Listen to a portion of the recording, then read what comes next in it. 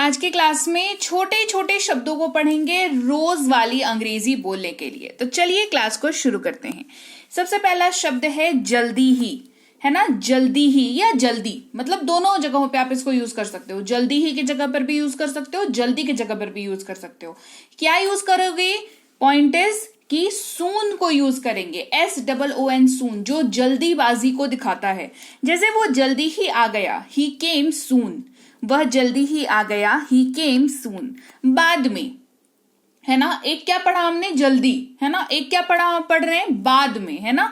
बाद में को लेटर बोलते हैं, ठीक है, लेटर बोलते हैं बेसिकली। मैं आपको बाद में बता दूंगा, I will let you know later, I will let you know later. देखो, एक होता है लेटर जिसको हम लोग लिखते हैं, है ना, पत्र, और ये है लेटर, है ना। बहुत ही माइनर सा डिफरेंस है उच्चारण में, लेकिन स्पेलिंग में डिफरेंस है। इसका मतलब होता है बाद में, ठीक है। चलो, अब इस्तेमाल करते हैं शब्द नाउ का। अब, अभी, इसी वक्त, तुरंत, इन सब के जगह पर आप नाउ वर्ड का यूज कर सकते हैं, NOW।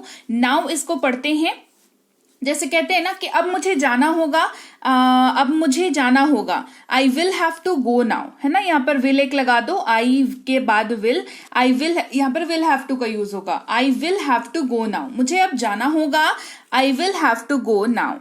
आज रात, जब भी आप आज रात की बात करें, है ना, जो एग्जिस्टिंग टुडे है उसके रात की बात करें, तो टुडे का टू ले लो और रात का नाइट ले लो, हो गया टू नाइट। अच्छी ट्रिक है ना। जैसे हम टुडे याद रहता है ना कि आज का दिन क्या कहते हैं इसको, भाई इसको तो टुडे कहते हैं। और आज रात कहना हो तो टुडे कहेंगे क्या? टुडे को तोड़ के देखो तो TO और DAY। डे का मतलब क्या होता है? दिन, और टू का मतलब आज हम लोग मान के चल रहे हैं, है ना, शाब्दिक हिसाब से। एक्चुअल में इसका मतलब जो है एग्जैक्टली इस तरीके से नहीं होता है। तो टुडे का मतलब क्या होता है? आज का दिन। अब रात कहनी हो तो टू नाइट, सिंपल। रात की अंग्रेजी नाइट, उसके आगे टू लगा दिया, टू नाइट। जैसे पार्टी आज रात है, party is tonight. Party आज रात है, पार्टी इज टू नाइट।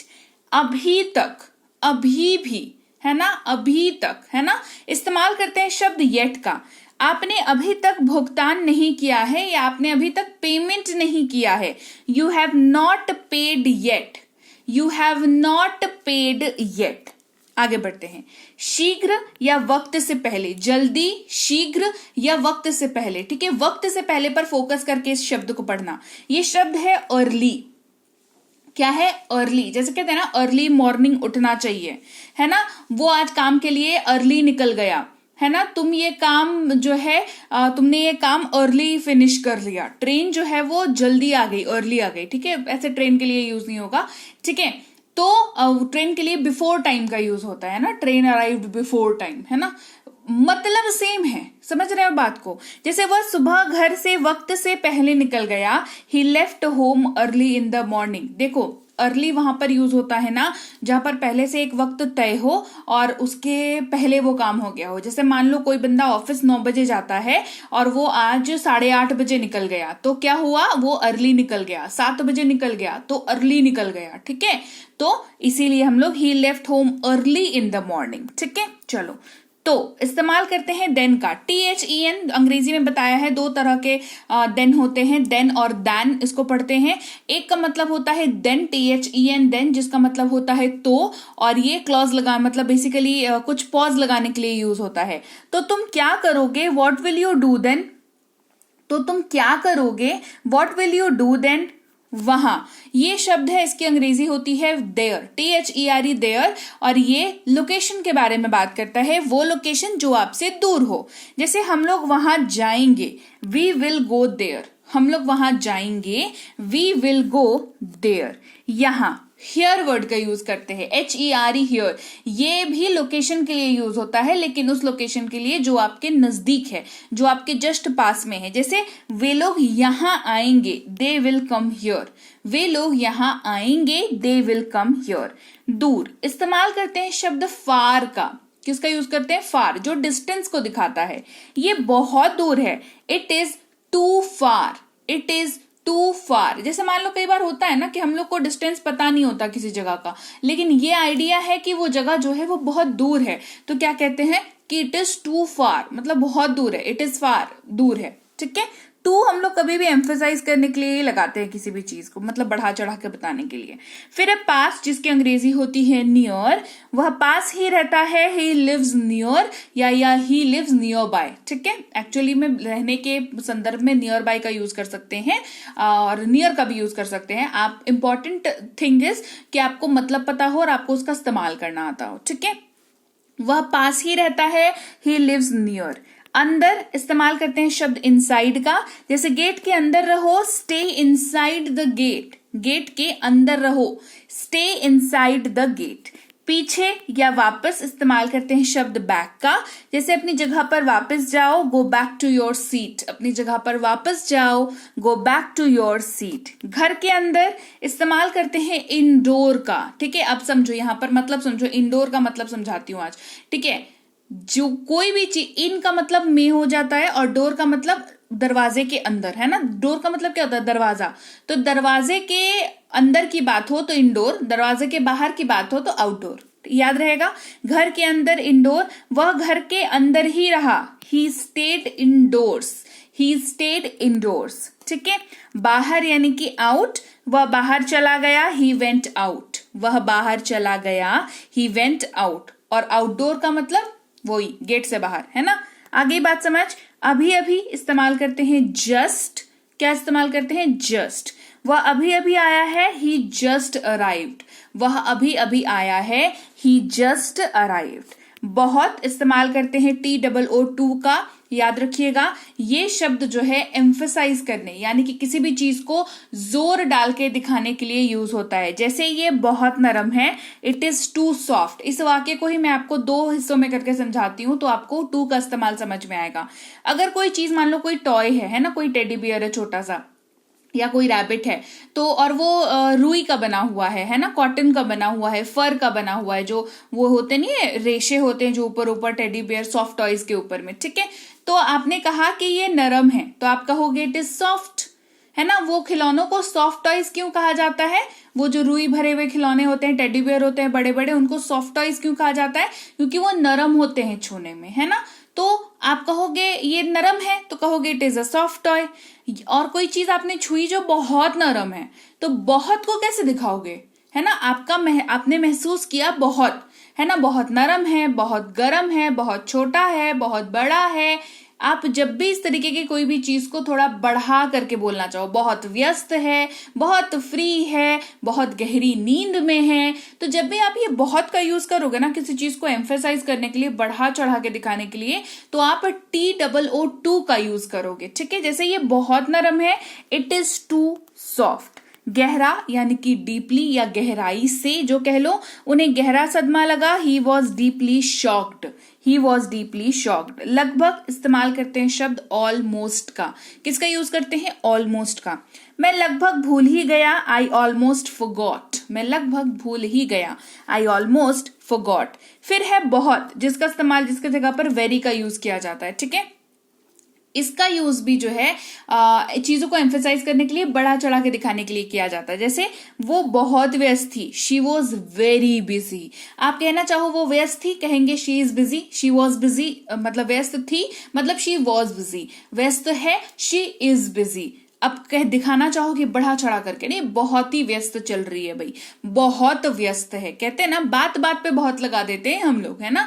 लेकिन अंग्रेजी जब कन्वर्ट करने आते हैं तब जो है सिट्टी पिट्टी गुल हो जाती है। आपकी नहीं होनी चाहिए, क्योंकि आप संरीत इंग्लिश अकेडमी की क्लास देख रहे हो और क्लास पसंद आ रही है तो सब्सक्राइब करना नहीं भूलना, ठीक है।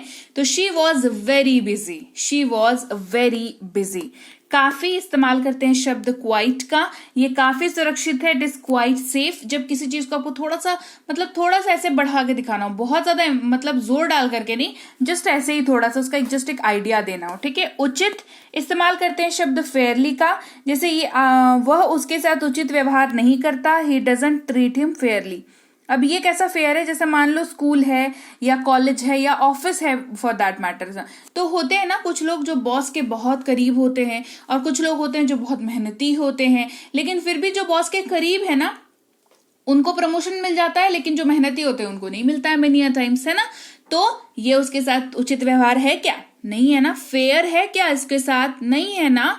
तो he doesn't treat him Fairlie. तो यहाँ पर सही करने की जब बात आती है तो वर्ड फेयर का यूज करते हो। जैसे आप लोग मेरी क्लास देखते हो लेकिन सब्सक्राइब नहीं करते हो, बताओ ये फेयर है क्या? फेयर है क्या? नहीं है ना। तो चलो, फेयर जब नहीं है, उचित जब नहीं है, तो सब्सक्राइब करो फटाफट से।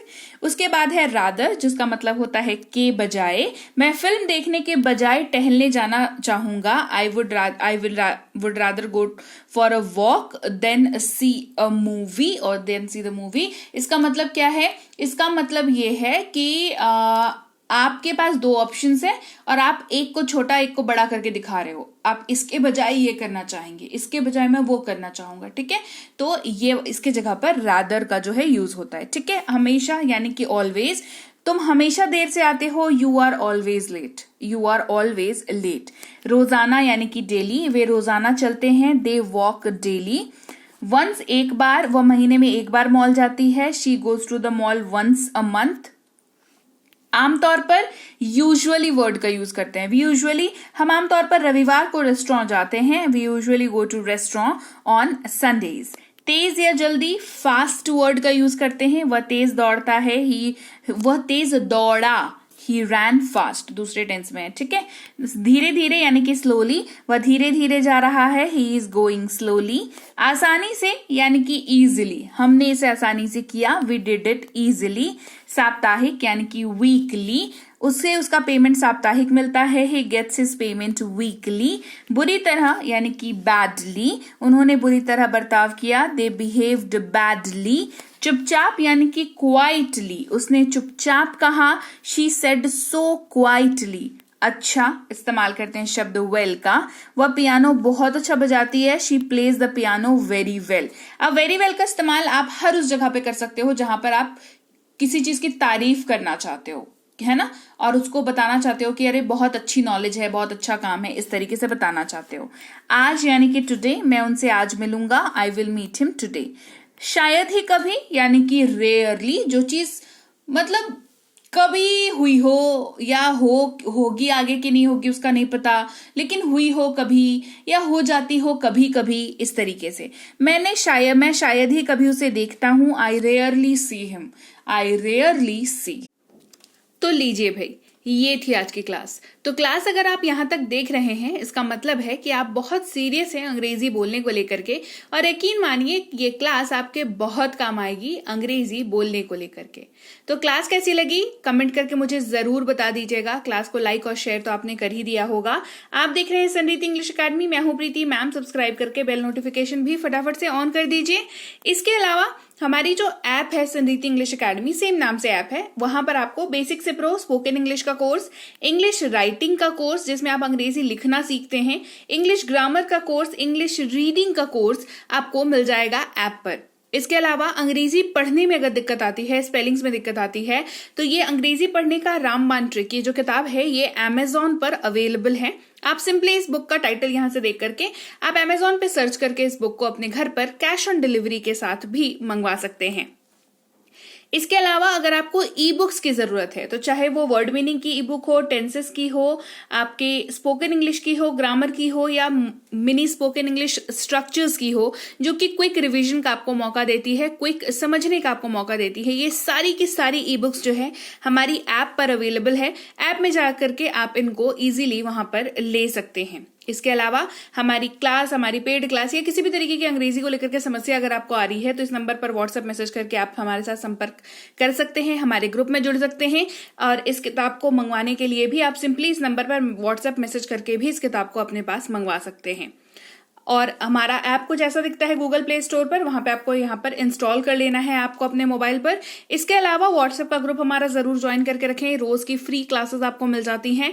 टेलीग्राम का चैनल हमारा जरूर ज्वाइन करके रखें, वहां पर भी आपको क्लासेस मिल जाती हैं, कुछ इंपॉर्टेंट अनाउंसमेंट होता है वो भी आपको पता चल जाता है, और ऐसे आप जो है अंग्रेजी के संपर्क में बने रहते हैं। तो thank you so much for watching आज की क्लास को। मैं आपसे मिलूंगी आपकी अगली क्लास में। Till then thank you so much for watching. Stay tuned to Sanriti English.